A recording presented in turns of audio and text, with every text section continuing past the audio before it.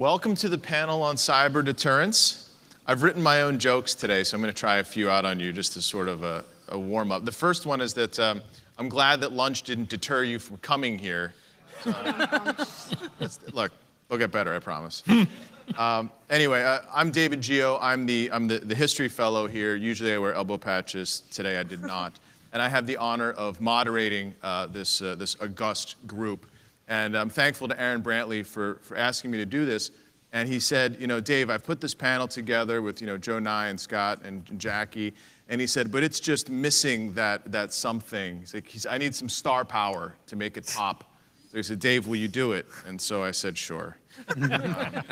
So anyway, my students were actually so jealous of me getting to do this that some of them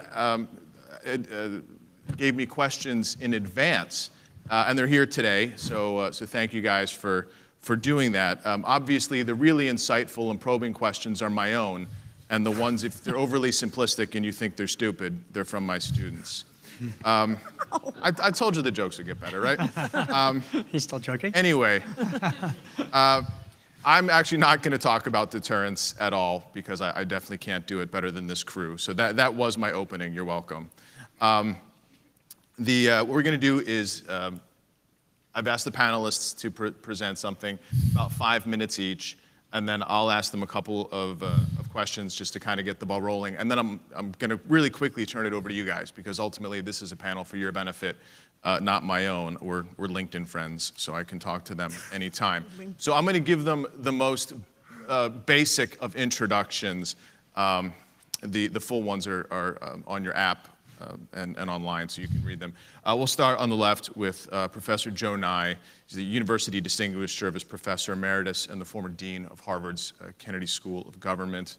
Aaron Brantley is Assistant Professor of Cyber Things at Virginia Tech, and he also remains a non-resident Cyber Policy Fellow here at the ACI and also with the Combating Terrorism Center at West Point. Captain Scott Jasper, U.S. Navy retired, is a faculty member in the National Security Affairs Department at the Naval Postgraduate School out in Monterey, California. And then finally, Jackie Schneider is an assistant professor in the Center for Naval Warfare, Center for Naval Warfare Studies, and a core faculty member at the Center for Cyber Conflict Studies at the Naval War College in Newport, Rhode Island. You'll notice that the amazing naval real estate is front and center, some great stuff. Really quickly, the panelists, those who have a U.S. government affiliation have asked me just to remind you that they're here in the capacity that what they present is their own opinion and their own analysis, and not necessarily that of the United States government, although it should be, right? It's not yet. Now that you've met our panelists, let me just give one brief observation to kick things off and kind of set the stage for our discussion. And so the first question then is going to go to Jackie, because I like her best. I've heard it said that regarding cyber capability, you know what? Let me let you do your opening first, and then I'll come back to you. Okay. Is that okay? Yeah, sounds good. All right, you go. Well, I want to start by reading a quote.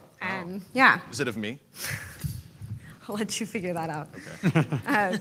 This is, it cannot be defeated or discouraged by a single victory, and the patient persistency by which it is animated means that it cannot be effectively countered by sporadic acts, but only by intelligent long-range policies. So that was written by George Kennan in 1947 about the Soviets. And it was the introduction to his discussion about containment and what some say was the last grand strategy of the United States. So today I'm supposed to talk about deterrence, and instead I'm going to talk to you about what I want to call the new strategy, which is cyber containment.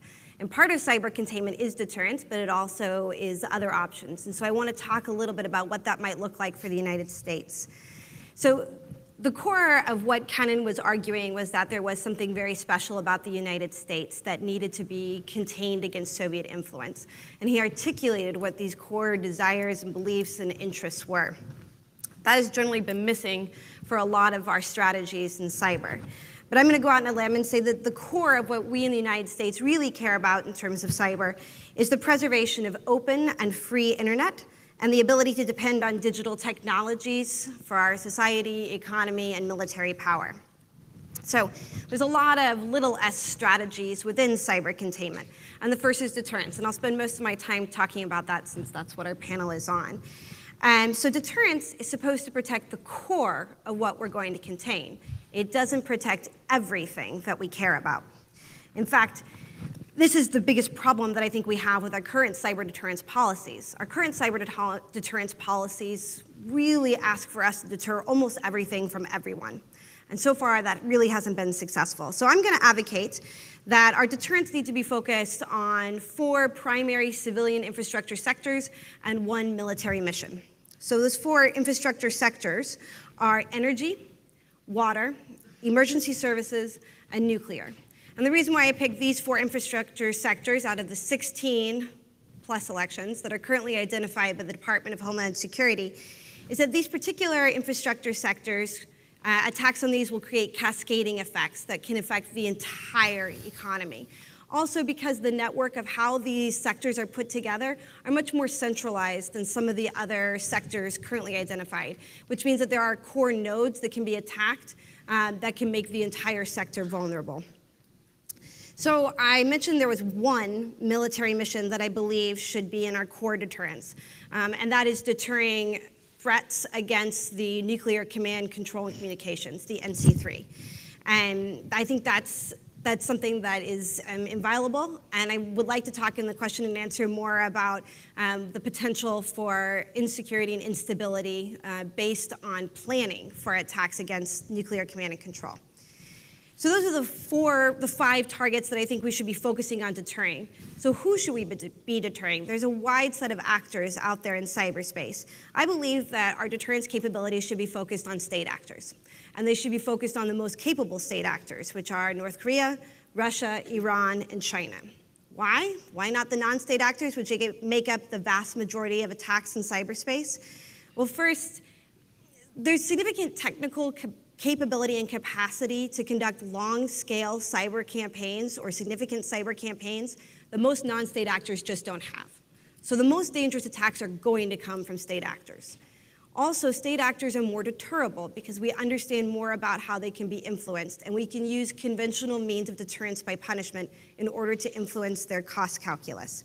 Which leads me to how I think we should focus our deterrence. And I think we should focus on deterrence by punishment. And this goes actually counter to what the Defense Science Board just came out with. And I believe that deterrence by punishment will not be through cyber attacks. It has to be through cross-domain military operations. I say this because we've done an analysis of 7 years of war games at the Naval War College, and what we find is that cheap talk and elaborate signals and difficult to understand capabilities don't work for deterrence. Instead, the things that work for deterrence are movements of hard, big machines and large conventional weaponry. So I think we need to focus on that. And if we care about less, then we can have credible deterrence by punishment options. So I think a lot of people, when they hear this, will be frustrated because I'm saying that we can't deter most of what is happening in cyberspace. But what I came here to talk about was an overarching strategy. And so that strategy includes other options outside of deterrence. And those options are defense and resiliency, counter cyber operations, and norms. And I don't want to take too much time, so I'll wait till question and answer to discuss those more in detail. But I think it's time for us to think more about cyber in terms of larger strategy. And going back to how Kennan thought of the world and how Kennan thought about the way the US should use its military, economic, information, and diplomatic powers in order to shape and influence the international system, that's where we need to go. Thank you, Jackie. We're going to skip Scott since he didn't buy my book, and we'll go to Aaron next. It's the price to pay. So what I want to talk about is the mind associated with deterrence. And I was reminded last night sitting at dinner with a former professor of mine about reading Bruce Baden Mesquita's utility theory of international conflict. And the idea that you can deter someone starts with being able to think like they think and understand how they think, whether you're thinking at the lowest level or at the highest level, and there are multiple different things in between. And so in writing on this particular topic, And in looking at how we've deterred in other conventional domains, we've often tried to change perceptions or change associations of risk and reward associated with various types of things. And virtually every type of deterrence in some way tries to manipulate this cost-benefit analysis, whether it be through entanglement, self-manipulation by engaging with others, through denial, the elevation of cost in the antecedent period before you engage in a conflict, or the post hoc elevation of cost after a conflict has already been engaged in. And then we oftentimes in the military and intelligence communities conflate a lot of things such as criminological costs associated with engaging in sub-level acts of conflict as well. I'll save you the suspense, and I think that in general, there's already a relatively robust threshold of deterrence occurring within cyberspace. And I think the evidence quite robustly bears this out, that there's a line at which states really don't go above with other tier 1 states. So tier 1 states are fairly deterred from, say, taking down each other's nuclear power grids or energy grids or any other type of critical infrastructure. That doesn't mean that they won't do it within their own sphere of influence in states that they don't feel threatened by with a post hoc response, such as in Ukraine. Russia doesn't feel threatened by Ukraine if they take down their energy grid. But they would feel very threatened by our potential responses if they took down our grid. And so there's a threshold, and so we should start off by acknowledging that there is a threshold, and that threshold crosses almost all forms of conflict. The question is what about everything below that? Because all of that other stuff, as Joel Brenner and others have said, essentially equates to a death by 1,000 cuts. So how do we start thinking about deterrence in these particular realms of development? One, we can obviously increase costs both before and after conflict. We can do that by developing cyber mission forces, by showing that we are signaling that we're developing the potential for capabilities. We're not describing those capabilities, but we're signaling that we have the intellectual capacity to develop those capabilities. We can put in physical software, hardware, and other mechanisms that raises the denial costs associated with engaging in a particular act. But here's the problem. In almost all of these incidents, right now, it's a roughly 90-day window from the time of an attack to the discovery of that attack in most instances. And so that's in the best case, with the best organizations. Most organizations don't even discover their own vulnerabilities. Someone else points it out to them. And so this leads us into other types of understandings of how the mind works. And this gets beyond rationality into cognition and other types of behavior. So for instance, if I tell you you can rob a bank and you'll never get caught, would you do it? Yes. How many of you would not, other than some abstract moral reason or ethical reason, wouldn't rob a bank if you could walk away with $1 million or $2 million or $1 billion? Most of you would probably do it, okay? And that's not because you're bad people, it's because it's just money sitting there. If you find $1 billion sitting on the ground, you're gonna pick it up and walk away, okay? The same thing happens with criminals. And the other flip side is this. What if I tell you that you could walk away, but you'd be caught in 5 years? Well, that 5 years, you'd be flying around in Gulf Streams, you'd be having a great lifestyle. So how do we think about deterrence in these terms where we have problems such as risk-reward imbalances, where we have hyperbolic discounting, a term from economics, where we discount the risk associated with the reward in the short term? And how do we elevate these within the large-scale deterrence that Jackie's talking about? How do we elevate those so that we constrain this risk-reward balance for those actors that are really just giving us lots of paper cuts that really hurt? Thank you, Aaron. Let's move over to Professor Nye. Thank you very much. The idea of discussing nuclear deterrence in 5 minutes is either daunting or deterring, but I'll just be daunted. I wrote an article in International Security published in February called Deterrence and Dissuasion in Cyberspace. And rather than try to cover all that in 5 minutes, what I'll do is just select a part of it. If deterrence, it means preventing by fear of consequences. In other words, you should raise the cost for the attacker higher than the benefits that the attacker will get. Then, as we think about deterrence in cyberspace, the basic concept is the same as we use for other forms of deterrence, but it makes a huge difference about how we're doing it, who we're deterring and what we're deterring. Sometimes we act as though it's one generic thing. In fact, there's a table in my article that breaks this out. And if you say, how do we deter? In the Cold War and with nuclear deterrence, we rested very heavily on retaliation or punishment and denial, or the ability to protect ourselves, which is, after all, what the conventional forces of Europe were about, was deterrence by denial. Sometimes we think only about the nuclear component, but the conventional component is important. I would argue that in cyber, we have to add two more mechanisms to the how. And one of them is entanglement, and another is norms and taboos. I'm not going to explain all that, but I'm going to give you some examples. So how, there are four mechanisms, and very often we focus so much on one mechanism that we forget that the process, the political process, deterrence in cyber is quite complex, and you have to look at all four mechanisms. Let me agree with what Jackie said, which is, let's focus on the major state actors and state threats. It's not that you can't deter cyber criminals, but it's not the biggest part of the threat. So I will focus on Russia and China in particular. And what John Lindsay has a famous statement in which he said deterrence works in cyber for the major areas, like taking down the grid or something, that's it. But it doesn't work anywhere else. Those, it works for big things, but then it's no good for much else. I'm not sure I agree with that.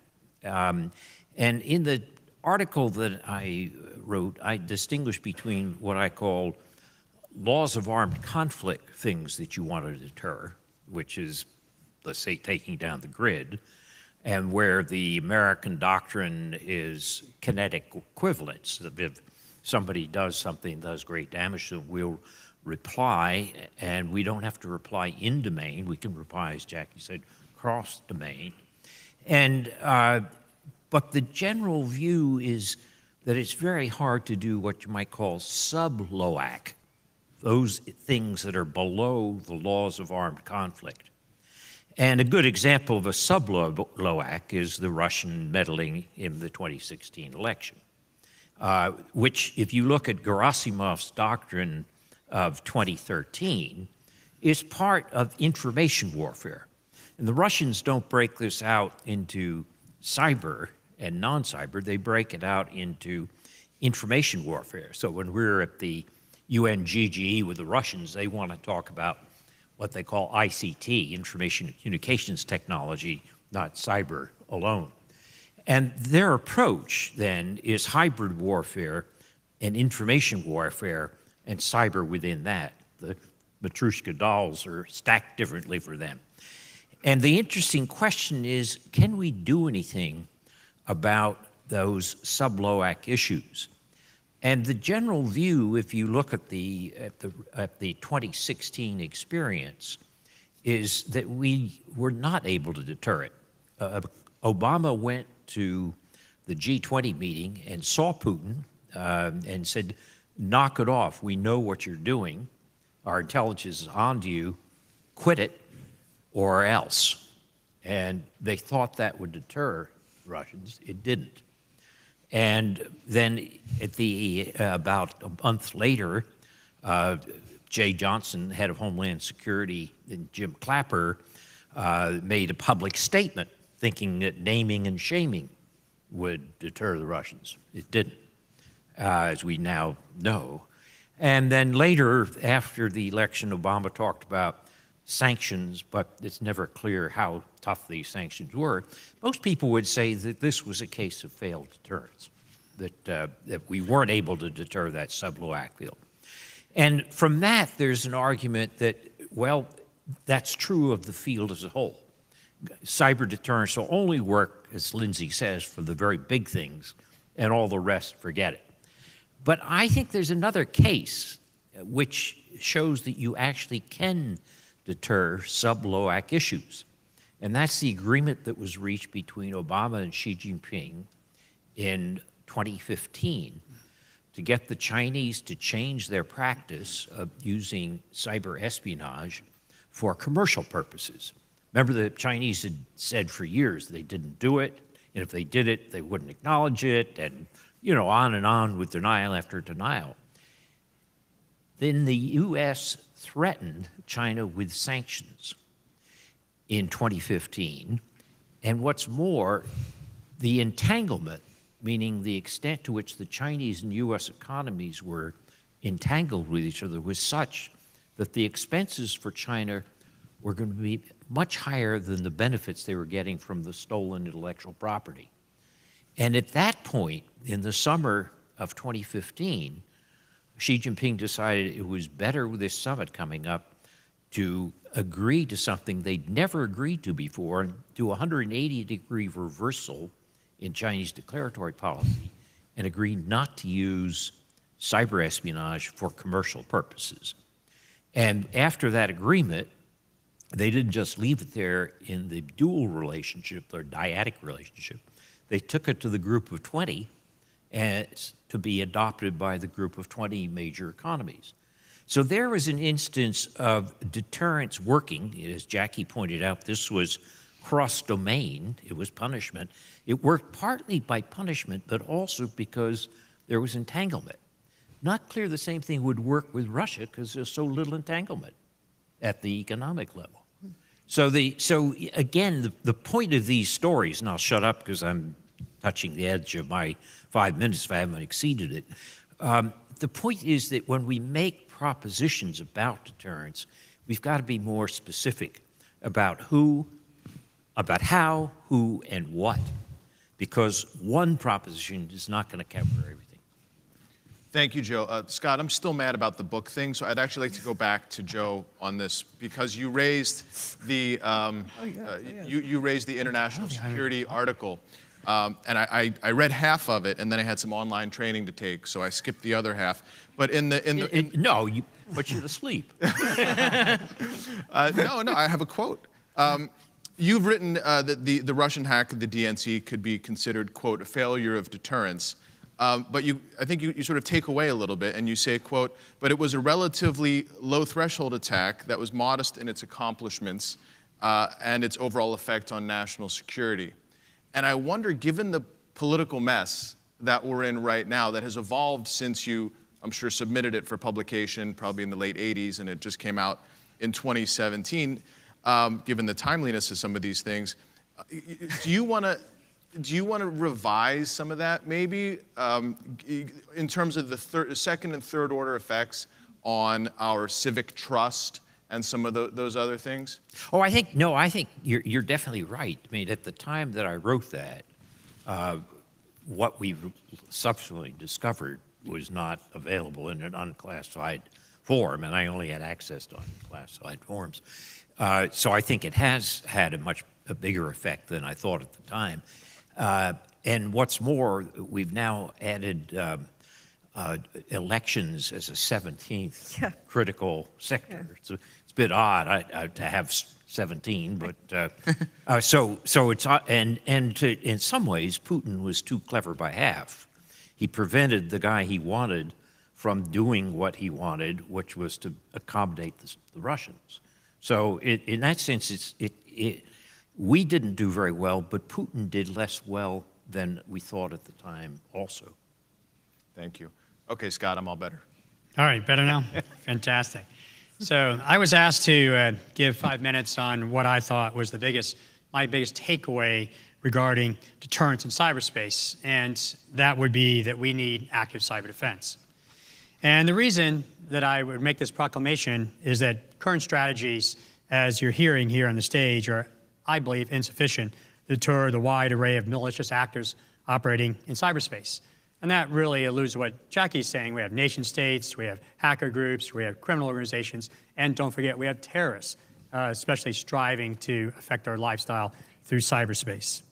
So you're hearing really three strategies, I should say, with a series of means. The first being retaliation, to use all necessary means in response to hostile acts.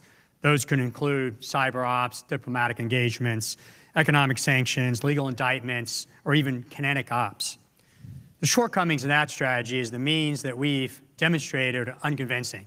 They have limited effects, and they don't necessarily demonstrate resolve in order to change the behavior of the adversary, the competitor.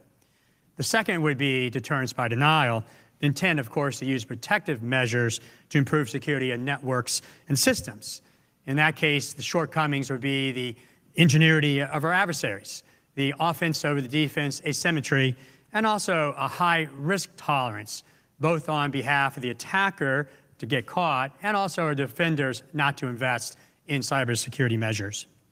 And finally, deterrence by entanglement. And I, of course, did read Joe Nye's article in detail because I agree wholeheartedly with his views on entanglement and appreciate and have cited those. And I also respect the efforts of the State Department to establish cooperative measures to restrain behavior in the space, especially state actors who would endorse or allow on their territory the use of malicious cyber activities. However, the problem there is we have competing interests, competing values, and we have different legal interpretations in the domain, how states see it's okay or not to use cyber for their own interest, as I stated there. And lastly, they can deny. They can deny because, again, they're using those hacker groups, that second set of actor, and claiming, of course, they didn't do it. So in response, I've offered the strategic option of active cyber defense. Now, this is not something I made up. This is in the 2011 DoD strategy for operating in cyberspace, and it is an inherent part of defensive cyber operations in our joint publications. It is defined as a synchronized real-time capability to discover, detect, analyze, and mitigate threats and vulnerabilities. It does enhance deterrence by encouraging restraint, by sharpening perceptions of cost and benefits of a cyber attack. So I will say, before the questions queued up to me, in my book, I did look at outside and inside the network. And I'd like to start then with outside the network. You might or might not know that states are entitled to use countermeasures in response to a breach of a national obligation owed by another state. The Talon Manual, which most likely many of you have read, will even articulate that those states can turn to a private firm, including foreign companies, to act on their behalf in this manner. The term hackback is different because that's when an individual uses those countermeasures without authorization on their own. In the United States, of course, that could be a violation of the CFAA because of unauthorized access. So after my evaluation, I have offered that we, the United States, should allow licensed private companies to conduct hackback, but only under supervision of appropriate authorities in limited circumstances, according to the exceptions to the CFAA. Now, ironically, about a week ago, you're probably aware that the Active Cyber Defense Certainty Act was introduced in Congress by 2 representatives. That is very similar to the statement that I just said because it limits activity to authorized individuals after notification to the FBI. So somewhat parallel in thinking. But I do recognize there's a lot of issues that are going outside the network. Attribution, escalation, intermediary effects, collateral damage, and so forth. So really, I've looked mostly at inside the network with my research for active cyber defense using technology, automated cyber defenses, endpoint network sensing, threat detection and analytics, and autonomous countermeasures to interrupt the cyber kill chain, and to act at relevant speed as quick as the actor is themselves acting. The value in this is that automated cyber defenses detect, verify, and remediate malware without regard to the actors or their motivations.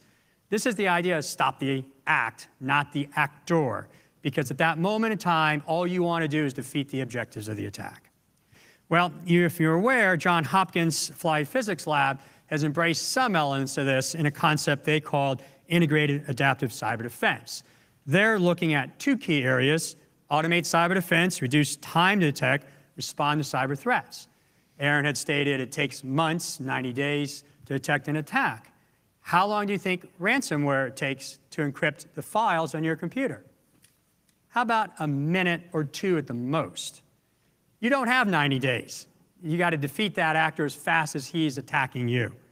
You also have to share threat information, the tactics, the malware, and so forth, in order to enable others to defend themselves. The second key area of this architecture. So the question is, do these technologies really work? Is this just something you hear about in various vendor papers and someone's trying to sell you this in the expo floor of RSA? Well, I want to find out. And I want to be able to tell you yes or no. And the way I decided to embark upon that journey is to create a reference architecture implementation project working with Johns Hopkins. And this will be a description of secure integration and automation functionality. And it starts with creating a use case under their technical assistance, under the sponsorship of the NSA and also DHS. And the intent of the use case is to basically bring together the integrated automated capabilities of Palo Alto Networks, a Silicon Valley-based company that has an habitual relationship with the Naval Postgraduate School that I represent, to defeat an attacker using evasion techniques in a scenario. And we're going to pick NotPetya, which is a ransomware scenario that I'd love to talk about later. We want to look at the kill chain, how do we defeat the actor at every step, and how do we do it in accordance with the functions of this architecture. In order to prove that, we're going to take it to Integrated Cyber, an event in April, and demonstrate it to the community of integrated active cyber defense, and be able to then promulgate that this project has merit, this project being a proof of concept. Because at the end of the day, is active defense technically capable of defeating these actors? That's the question. Because if they are, if it is active cyber defense, then it will deny the benefit of the attack to the actor, which is a key element of cyber deterrence. Thank you. Thank you very much, Scott. As billed, Jackie gets the first question for the panel. Can we have cyber deterrence without norms? The norms, the rules of the road are so inchoate. I don't know how we can, are we putting the cart before the horse, I guess is my question here. Yeah. Do we need to figure out the rules first and then figure out how we play the game later? So it's interesting that in the cyber world, any panel on deterrence, if you had a bingo card, you should also have the word norms, because it comes up all the time. And while that seems logical when we talk about cyber, that's not always been the case when we've talked about other types of deterrence. And in fact, the academic families that deal with norms are not necessarily the same people who deal with deterrence. But in cyberspace, it seems that we really feel that these two need to be connected. And I think going back to some of the nuclear work is somewhat helpful here. Because if you think about what the predominant norm when you think of nuclear use is, it's the nuclear taboo, which is the non-use of nuclear weapons. And when you delve into the nuclear taboo, there's a debate about whether this non-use of nuclear weapons is about a logic of appropriateness, we do things because we should, or whether it's a logic of consequences. We do things or don't do things because there are consequences to our actions. And I think there's still a pretty sizable debate about whether a nuclear taboo is because we shouldn't do it, appropriateness, or consequences. Now, if norms are connected to consequences, then norms and deterrence are very similar. But if norms are about appropriateness, then having some sort of norm about how we should appropriately behave in cyberspace should augment deterrence. Otherwise, it would be almost replications of each other if it really is about consequences. And I don't know what the answer is to that right now. I know that the State Department says that they have norms, and there's GGE norms, but we all know that real norms are how people behave. And what we're seeing in cyberspace, I think the closest thing I can think of to a norm is restraint as well. And I've done research with a professor, Sarah Krapps at Cornell, where we've done a big experiment of a representative sample of the United States, and what we find is there's actually a cyber fire break. So where there was a nuclear fire break and we didn't want to go nuclear, there's actually the opposite that happens in cyber, where cyberspace doesn't lead to retaliation. So there does seem to be some sort of norm of non-response so far to cyber operations and cyber attacks. Thank you. That sort of leads into actually my question for Aaron. We say non-retaliation, but do we really know?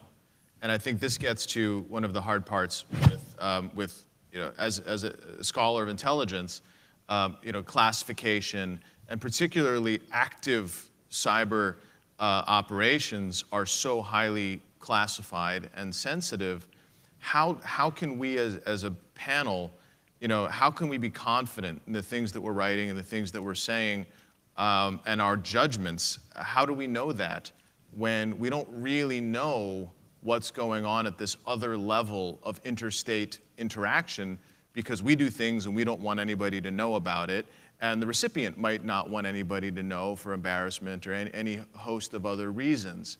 So if you could just kind of take a stab at that. So I think that the attribution problem, first of all, is less substantial than people think it is. First of all, when you do something in cyberspace, you're inherently creating data.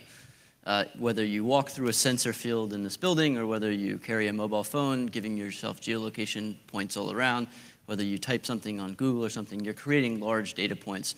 Whether you use a proxy to transit through multiple other countries in the process of engaging in a cyber attack, at some point along the way, you're creating an enormous amount of data. And I found this extremely helpful in counter-terror activities for tracking down jihadists and others who were using encrypted applications and stuff, because they become very secure in certain places and then they are really insecure in others. And then you use those to find and track it back.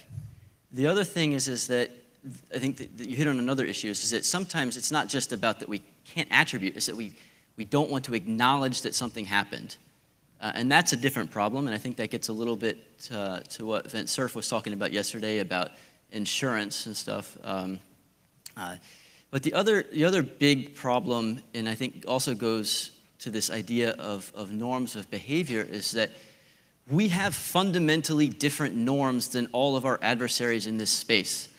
To give you an example, or a couple examples really quickly, I worked for the National Democratic Institute as a senior program officer. I also worked for the International Republican Institute for Advancing Democracy. And both of those organizations work in more than 70 countries around the world promoting democracy development, political parties, rule of law, and other types of things. They're funded under the National Endowment for Democracy. They were set up during the Cold War by Ronald Reagan. And their entire intent is to promote the development of democracies like ours, liberal democracies. Well, Russia and other countries like China see this as inherently hostile. And they see this as manipulating their political processes. And so they think that, what we think is, helping facilitate human rights and all these other types of things is inherently hostile. And so they think that what they're doing in response to us is roughly the equivalent to what we did to them in a much more open fashion. On the flip side, I was in an Eastern European country talking with a large defense industrial base organization this summer, and we were talking about what they wanted from us as a military and what we could give them in response.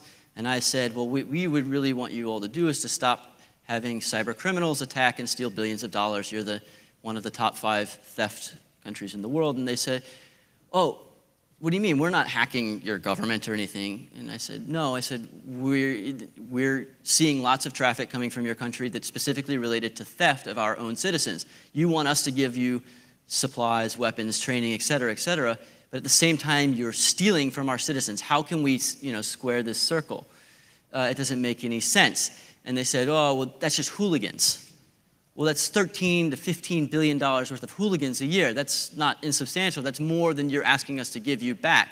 So, I mean, this is, so the norms, this disproportionate relationship between what we expect to do with others, what they expect from us, and how they interact within their own societies, those are things that, until in cyberspace we come to reasonable ground on these particular areas, then things like attribution and others will become less substantial. Thanks, yeah. I think I'm gonna have to get out a map to figure out where you were having a hard time. Let me go to Joe and for another map. This time in East Asia. We talked about China, and we on one hand we say, well, maybe this goes back to norms. All President Obama had to do was simply go ask, and hey, the commercial thing, can we just tamp that down? Okay, no problem. Maybe that works. On the other hand, the United States government indicted, I think, 5 members of the PLA unit, and obviously they're never going to, show up, in the Southern District of New York or wherever. That said, it was almost we wanted to get muscular, and then it was sort of laughed off as like that's all you have. And so how do these things interplay with norms versus sanctions versus legal recourse? Well, the norm Obama and Xi met at California in 2013, and we had been complaining to the Chinese for a long time about the theft of intellectual property, and the Chinese tried to more or less shrug it off, and then they got a sort of a blessing from heaven because that was the Snowden revelation, and that totally diverted attention. And Obama and Xi had agreed to set up a low-level working group. So that working group was in effect, and when we indicted the 5 PLA officials, the Chinese broke off the working group. So it looked like that we, again, failed. But what's interesting is that we kept going back on this idea that there should be a norm, not against espionage, since we did it, but against espionage for commercial purposes, which we didn't do, but which the Chinese did. And the Chinese didn't want to touch that, but when in the spring of 2015, we signed an executive order saying that we would, in fact, go after countries and people. And in the summer of 2015, the National Security Advisor went to Beijing and said, this summit is coming up, and let me tell you, we're really serious. And at that point, the Chinese sent somebody back here, and in the summer, we negotiated an agreement to create a new norm, which Obama and Xi signed at the end of September, which said we won't use cyber for commercial purposes. So that's a case where the threat of the first efforts at retaliation, the Chinese tried to shrug off, but we kept at it, and the threat of retaliation in the context of entanglement meant the Chinese decided better to accept this new norm. And my friends who watch this stuff closely, I don't have any privileged classified access on this, say, yes, Chinese behavior has changed. In other words, it's not as though you just sign a piece of paper and then go back to exactly what you're doing before, that there has been a change in their behavior. I wonder what's enough. Was it former Director Mueller testifying a couple years ago said that, maybe it was General Clapper who said that it was the largest transfer of wealth in human history in terms of the IP. So I guess, I mean, almost any back off would still be massive in a sense. I mean, what's your sense of that trend? Do you think this is cooled down for a little while, or do you think this is? No, I think the Chinese. I think the Chinese will indeed. The change in behavior, I think, is likely to stay changed. Now, there are ambiguous cases. If you go after something which belongs to Lockheed, but it is related to a defense system, the Chinese could say that's classic espionage because we're going. If we're going into Chinese systems, we would look for something which affects the quality of their high-performance aircraft. So you could say, we could debate about whether that's commercial or classic, preparing the battlefield defense. But on things which were clearly pure commercial, I mean, going after an automobile manufacturer and finding out what the next plan was for their technology in electric cars, and then stealing that and giving it to a Chinese company, that apparently has changed. Right. Dmitry Eprovovich here last year gave a keynote, and he talked about this exact thing in CrowdStrike's data, and they said that over the year from the Obama agreement until his speech, that they'd seen roughly a 90% drop in commercial-based espionage. Mm-hmm. Yeah. I think Dimitri's, it's a good plug for last year. Dimitri's talk, I want to say, is still online. It is, yes. So you can, it's a fantastic talk. Scott, can you sort of expand on this idea of active cyber defense and maybe help us understand if you're in the sort of governmental sphere, how does that look versus how would active cyber look in the private sector? Sure. What I'd like to start with, though, is trying to continue the lineage of discussion on the Russia scenario, because it leads to that. We kind of dropped off, as Joe was talking about, somewhere in around maybe January of after the Obama sanctions, but you probably are aware that Russia interfered in the French election, which the NSA alerted them to, and they already knew that, the French. So we didn't actually deter Russia from continuing to interfere in elections, the primary intent of those. And there's been other cases in the last couple of months as I look at the ransomware attacks that isn't really getting the attention it deserves. And that is, last week, you might be knowledgeable of the fact that the FBI supposedly has collected evidence to charge the hackers in the DNC, which are attributed to Fancy Bear, ATP-28, the GRU. The same day, Ukraine accused that same group of basically what's called the Bad Rabbit attacks, the ransomware attacks in Ukraine that occurred a week ago. Those attacks are linked in their malware to the NotPetya attacks that occurred at the end of June. Those got about one night of play on the national channels. I was actually here in DC at the time and watched that on TV. Well, we could say, well, that's just activity in Ukraine. It doesn't really affect us in the United States. But if you're aware, in NotPetya, that's shut down, for example, Merck, the drug producer, who's producing hepatitis B vaccines. It also, Now there's a shortage. they have a shortage. They're not producing that because their operations went offline. They're also not producing Gardasil, which, if you're a parent, is what you use to treat HPV, if I get that right. So there's a major effect of what Russia's been doing around the world. So we're not deterring them from malicious cyber activity by the means that we describe. And that's why, you know, I'm pretty wedded to the idea of using the automated defenses that I explain. And so my answer to you on the government, the Hopkins architecture was built by, in collaboration with the National Security Agency, integrated IAD, Information Assurance Directorate, thank you. And it is really meant for government agencies, such as Jackie's saying, and used by critical infrastructure, like water and nuclear and so forth. And of course, it could be of great benefit to commercial organizations, such as Maersk and FedEx, who were hit hard, $3 million apiece in NotPetya. So the technologies, whether they are put in place in government systems, infrastructure, or major commercial providers of services, manufacturing, can work. And that's what I'm looking to prove. Thanks, Scott. I grew up on Jerry Springer, so let me just ask if you guys want to come back to each other. Yeah. We don't have any bouncers, but you know, but before we open it up, we'll give you guys the first whack at each other. Can I just push Scott on the active defense, because I think it is very interesting. But if you look at this report that Mike Chertoff did about a year ago at, I think it was Georgetown. Right. The distinction or the dividing line is inside the network or outside the network. Right. And yet there were some things which, like putting a beacon on your data so that it's outside your network, but it still seems very defensive.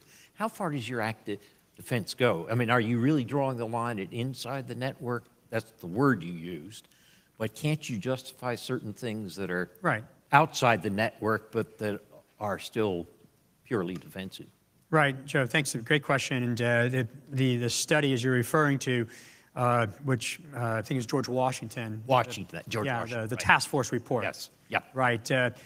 They were very concerned with any sort of invasive activity, such as hacking into a network in order to retrieve stolen data. They were keeping that outside the acceptable. They were, to my understanding, looking at more innocuous activities such as the beacons, inserting some sort of code into a document to be stolen. Somewhat like the idea, again, of deception, false files, allowing the attacker to steal those files, and so forth. So you do something as you see the attacker in the network while they're searching for your content. So they were very limited in their scale. And so what I looked at in the book was a sliding scale, starting with bogus documents, beacons, and then kind of working down a list. Somewhere in the middle is the hacking and retrieving files. Somewhere below that is doing things like using your own version of ransomware or logic bombs, kind of imposing cost, the more punishment side. And then picking scenarios in which you would allow that based on the actor you're going after. Obviously, if you're against a nation state or a very very experienced, sophisticated group like one of these APTs, you better limit what you're doing if you're not the NSA. And that's why I said before, limited circumstances going outside the network. I generally dislike the term active defense. First of all, I think it's just another way of referring to defense by denial. In general, I think that typically coming from a network engineer background, I think that it's typically been let's put in IDPS systems, let's do good patching, let's do hunt teams within our networks, let's do all these different types of things. But beyond that, I think there's a fundamental problem with this notion, and that's the notion that hacking somehow emanates somewhere in someone else's network. All of the major hacks, from the Russian hacks to most of the energy grid hacks to all these other types of hacks, actually started with the individuals inside the networks themselves already. So, the DNC hack happened because somebody clicked on a link in an email, and the Ukrainian hacks happened the same way. The Stuxnet hacks happened because somebody stuck a USB drive into something. So we can we can build castle walls, okay? But if I walk the plague inside the castle wall, that's, I can have I can put all the defense mechanisms up I want, but if I walk the plague in, I'm still going to catch the disease. And I might slow the disease spread down inside the network, but a large portion of the disease is already in the network or something like that. And so I think I don't know that this is the ultimate solution. I think that there are other ways to do this, such as non-generative system development, which was pushed up by one of your colleagues at Harvard, and so reducing. So your iPhone and other types of things like that are non-generative systems. They prevent you from screwing yourself, and so these types of systems are much more effective at preventing the spread of viruses and malware and other types of things. So I try and avoid silver bullet solutions because I don't think there is a silver bullet solution. IBM suggests that more than 90% of all significant hacks originated with the person essentially walking the malware into their own system. Yeah, so usually when someone says they don't like the term active defense, there's a second term they don't like, and that's a cyber kill chain. And I see that on Twitter when someone says, I dislike active defense, cyber kill chain. So I think the idea of having a post-breach kill chain in order to defeat the activity as it's occurring on that kill chain is really what I'm alluding to in the inside defense. And again, I said before, we have to prove that really works, and I think we have a way to do that. So I want to segregate those two ideas because, as Joe brings up, they really are different, and they have merit on their own accord. We'll see. Well, so I think there's one other issue that I didn't bring up, and that's host-based resources. So if anybody in the room, the more you increase the capability to detect malware within a particular host, the more processor resources you use, the less functional your device becomes. The higher you try and elevate that. So I have a student right now, he's working on parallel process. So for instance, your malware system only looks at around 2% of the malware coming into your system because it looks at the probabilistically most successful bits of malware at any given point in time. You can't look at all 100% because otherwise you get network latency, and then nobody wants to watch YouTube videos that take 25 minutes to load. And so I have him looking at doing parallelization of IDPS, active defense type mechanisms. But I think these are issues that have to be addressed in the future. I think that the DARPA challenge one is great because it sits off of the hosts. It sits in the perimeter, and that's great. So perimeter, but if it's going for instance, like CryptoLocker and other types of things, those are host-based threats for the most part, unless they go into hospital systems. But those are typically, a lot of them are host-based threats. Yeah. And that's pushing the information to the cloud, right? Which is what you're referring to, and doing the analytics there. Yeah. We've got about 20 minutes left, and I want to make sure that we preserve all of that for audience questions. And so I'm going to do the hardest thing I'm going to do today, which is look out into these floodlights and try to find some paddle things. So Corv, number one. Contestant number one. So we have. We might have number two over there. Go see Mark in the front row here. Got one over here. This one active? To the left. Yeah. Who's first? Oh, Lord. Okay, Ben Leitzel, Army War College. I got to ask a great War College faculty question. So you all were talking about deterring bad actors from acting in cyberspace, swing the mirror around, and can we use cyber activities to deter actors in the other physical domains? What are your thoughts about that? So I'm going to go out on a limb here. This is something that we looked at in a war game to look at how cyber operations might. When a player thought they were sending cyber operations as a signal of deterrence, was that signal received? And if it received that signal, did it change their behaviors? And the answer is almost all of the cyber signals that people thought they were sending were never received. In general, deterrence is not elegant. Deterrence works best when it is brute and overt and highly understandable. And cyberspace, I would say one of the core characteristics of cyberspace is its uncertainty. And so using uncertainty to deter is very difficult. I think there are other influence type operations that we can use in cyberspace. But so far, I have found that it is very difficult to use cyberspace operations as an effective means of deterring operations in other domains. Anyone else want to take a bite at that apple, or should we move on to Mark? Thank you. Mark Thompson. Interesting discussion on norms and deterrence. And taking it apart a little bit, though, if you accept that North Korea has made it to the Final Four in terms of capabilities here, we talk about China being intertwined with our economy. Russia, not so much, but there's still other norms and deterrences there. But when you look at North Korea, none of those seem to apply, right? They're in that league. They've already demonstrated their interest and capability in doing this. I mean, Sony, obviously, not only in the hack and taking things, but the destructive nature of it. So how do we sort that out, and how does it apply to someone, an actor like North Korea? Thank you. So let me jump in real quick. So in 2011, I ran Track 2 diplomacy with North Korea and the South Korean parliament and others. And what we found was that they were extremely rational actors. They were hyper-rational actors, and they learned very well. And if one thing that they've learned very much in recent years is that a state that doesn't have nuclear weapons is extremely susceptible to outside intervention. We demonstrated that very well in Libya. We convinced the Libyans to give up all of their nuclear weapons programs, and then the European powers essentially went in with the backing of the United States, and we destroyed the country.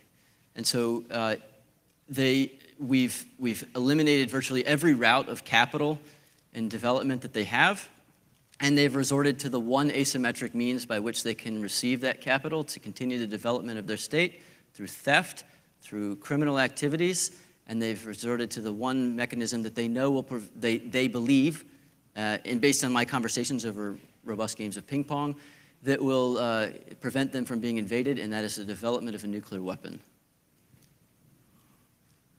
Yeah, I'd like to add to that, because that's a good segue, is that when we talk, one thing which I really haven't mentioned is motives.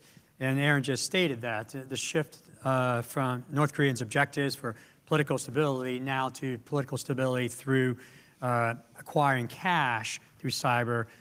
North Korea, you're probably aware, has been attributed to WannaCry in an attempt to raise money. They were just attributed to Lazarus Group to the Swift Bank attack in Taiwan.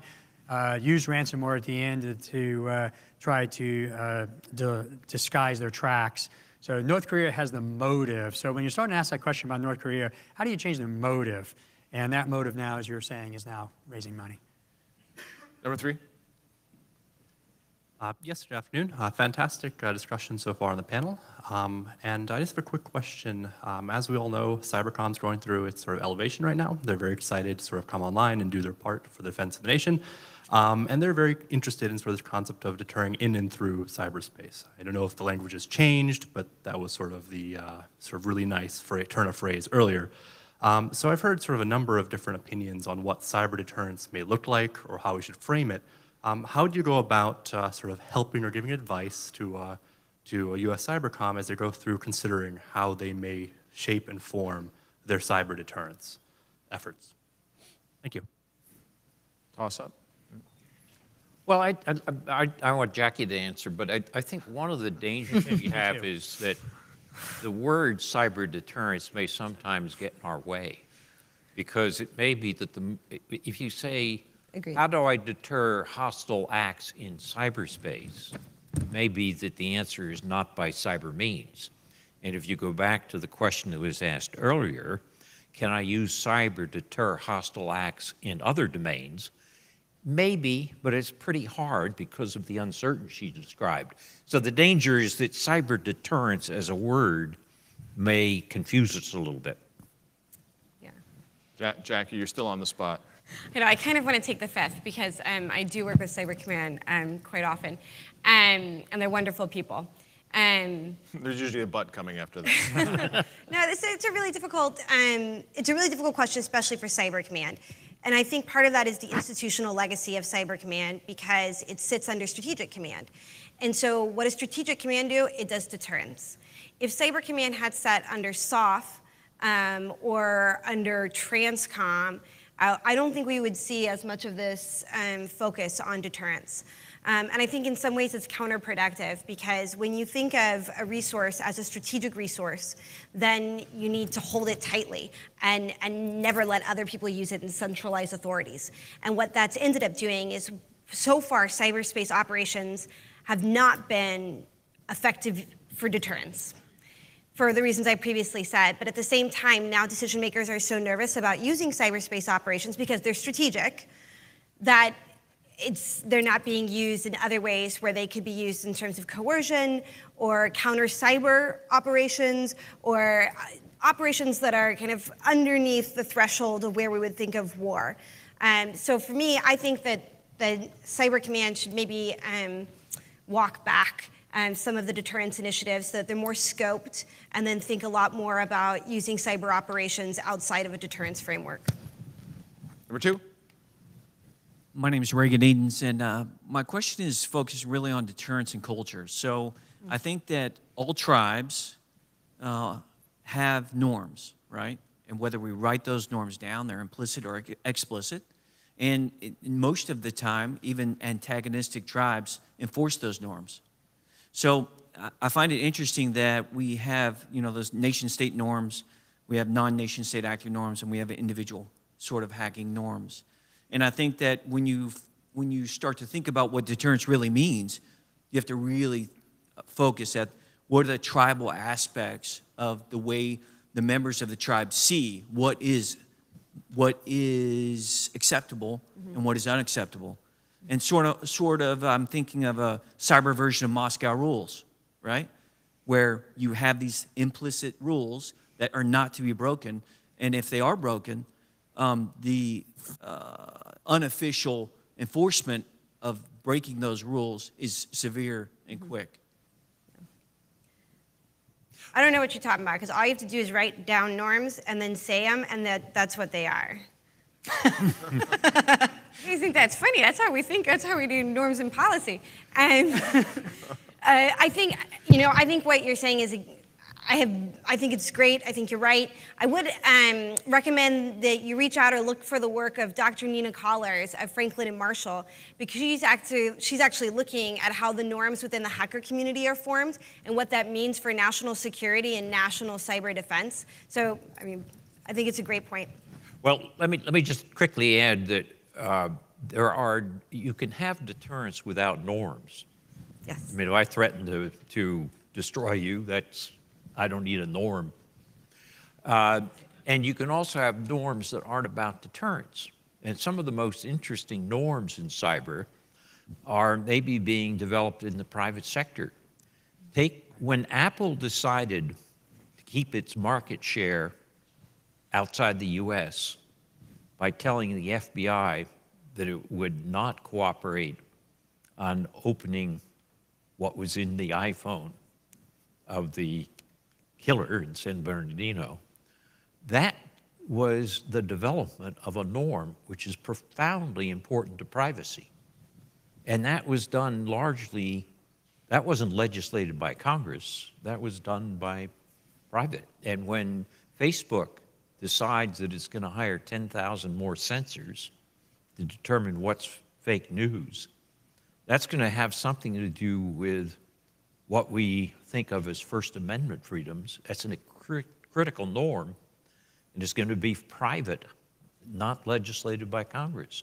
So you're right, norms are important, but I can deter without norms, and there are some norms that are extremely important to our culture or our tribe that don't have much to do with deterrence. Number one? My question is pretty simple. God, it's the hardest. That's a great segue into my question, especially since we're talking about non-state actors and deterrence. What is your view on how this domain is changing the concept of the Weberian and Westphalian state? Well, there's somebody that tweets under after Westphalia, so we'll go to him. Aaron? No. You have 140 characters, Aaron. So there's a large misconception that cyberspace is borderless. It is not a borderless place. In fact, there are the very physical definable borders in cyberspace. The logical level of cyberspace is not even borderless either, because we're seeing data laws come down in the European Union that are structuring the ordering of the TCP/IP networks that Vint Cerf is so famous for creating that make everything work on the internet.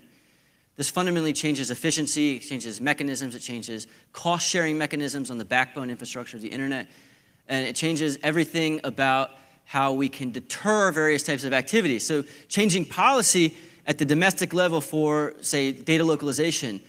If I require you, if I don't like intelligence coming into my country, so I make data localization laws, or I don't want my personal information being shared privately, that changes the acceptable behavior of other states coming in and breaking into my local data centers and other types of things. So policies that might seem very irrelevant to deterrence, such as data localization in Europe, can be very relevant because they can change the overall structure of the system in which deterrence operates in cyberspace.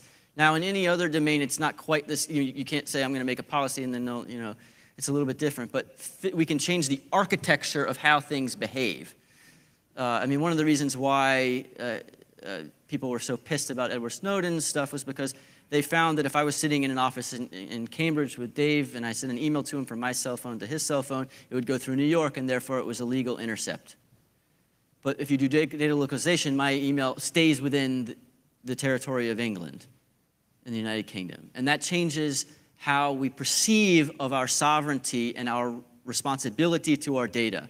And so many countries around the world take sovereignty in cyberspace extremely seriously. The Chinese, the Russians, the Ukrainians now are extremely passionate about establishing sovereignty in cyberspace that has caused overwhelming, they've dropped multiple rankings in Human Rights Watch because of their data localization strategies on social media and other types of things that say that outside influencing mechanisms can't come in to their country. And so, I think it's great to say that, we're going to all sing Kumbaya and hold hands, and all the borders are going to go away, and we can deter people focused on criminological or other types of things. But the simple fact of the matter is that, and I taught IT 305 at West Point. We tell our cadets the first thing you want to do is you want to get from your wireless signal to a hard line as fast as possible, because you increase efficiency once you get into the fiber and other types of networks, and you also lose the risk of being intercepted as well. And so sovereignty is still extremely important. How's that for an answer? More than 140 characters. Sorry. Hi, Mark Peters with MITRE. Dr. Nye, you mentioned that threatening to sanction China was successful because we had a highly entangled economy. We do not have that kind of entanglement with Russia ourselves. Is there some sort of partnership or alliance we could take advantage of where the intermediary parties do have entanglement with Russia that we could impose costs kind of transitively through that alliance? It's conceivable that we could develop such entanglement with Russia, but not very likely, because the Russian exports are 2/3 energy, and the United States, since the shale revolution, has become largely not totally self-sufficient, but we're now very competitive with Russia. In other words, Russia used to use its gas for leverage, and now LNG from the U.S. is competing with them. So I don't see that there's going to be an entanglement there. What's interesting is even without economic entanglement, could you imagine an agreement with the Russians in which you say, okay, we will set limits on what the National Democratic Institute does in Moscow, and we want you to set limits on what RT and Sputnik do inside the U.S. Then you get into First Amendment problems of whether you could really do that. So you might have to say, okay, we will set limits on the certain covert operations that we will carry out to affect public opinion inside Russia, and we want you to limit your information warfare that you're carrying out inside the U.S. It's very hard. I mean, you could imagine rules that somebody mentioned, Moscow rules that are bargained like that, but they wouldn't really rest on the same kind of economic entanglement that affects our relations with China. I'll add to it. We have a weird disconnect with entanglement between China and Russia, because with Russia we have substantial entanglement within our space industry and our aeronautic industries, and yet at the same time we have no economic entanglement. But with China we have enormous economic entanglement, but we exclude them from all of our space-based industries. And so, perhaps building on mutual interests in these particular areas can help develop. In fact, a lot of the ways that we've increased diplomatic ties over the last over the war on terror, particularly for overflight transit rights for supporting Afghanistan operations, is through space operations and entanglement on those particular levels. Number one, there you go. I'm Donna Artuzzi with the Chertoff Group, and this question is for any and all of you. I'm wondering if you can speak to how effective a deterrent or not an effective deterrent the elevation of cyber to its own domain by NATO has been or will be, and what you think would actually trigger the use of Article 5 in the cyber domain. I know the language around that has been very vague, albeit rightfully so, but your thoughts on that? Donna, we'll find you an answer in a minute 39. Wait, I got all excited, and then I realized you were talking about NATO. Do what the academics do. Oh and my answer God, how we're you going to want talk about the elevation of Cyber Command. And then you're talking about the elevation of cyber in Article 5. So, I'm not really confident that we're going to get there in a credible way. And because there's so many countries that have to come together, and it's so hard for each country individually to come up with a strategy that clearly articulates what they care about in cyberspace and what is an active war, that I'm not confident that we're going to get to that in anytime soon. But I was hoping that we were going to talk about the elevation of Cyber Command, because actually the institutional growth of cyber is being used as a proxy for capabilities. And so I did a study where I looked at what the Chinese cared about over like a 4-month time period. This was back a few years ago. And one of the primary signals that they caught on and that they really cared about was the standing up or the announcement of the cyber national mission teams. And this is really fascinating because nobody actually announces what these teams do. You just say there are these people and they operate. But it's a stand-in for order of battle. And for some reason, that ends up being an idea of kind of what the balance of power is in cyberspace, which was not your question. But I'm going to do a typical academic thing and parlay it into what I wanted to talk about. Okay. Yeah, trying to tie a couple themes together. When we're talking about norms and talking about Russia, you're probably aware that on the UNGEE, the government group of experts, Russia does reside, and they help to determine the norms. And one of those norms is not to attack critical infrastructure. So when you're talking about NATO and Article 5, you're going to have to ask the question, well, can you with confidence attribute that back to, say, Russia if they attack critical infrastructure, such as in Ukraine? Ukrainians blamed Russia for that. Most likely that could have been criminal actors at some phase. This whole idea of the nexus between states and hacker groups and criminals, it's going to cloud all of that, and it's going to allow deniability. So trying to figure out what rises the level of attack, well, there's some norms that might help there, but then sticking it to the certain state is going to make it even tougher. And that's a problem in deterrence.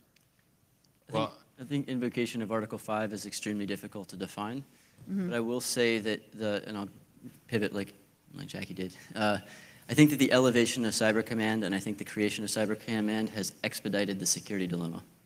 And I think that that has spurred a process by which multiple other states around the world are in the process of developing their own cyber commands, which then these people are sitting in buildings and they have to do something, so they're developing exploits. And so in the process, the security dilemma gets into this widening gyre. Well, for Aaron and Jackie, I think, you know, treating questions like prompts is something that we should do when we reach full professor. And at our level, we should probably, no, I'm just saying that was brilliant. Thank you. We are out of time, unfortunately.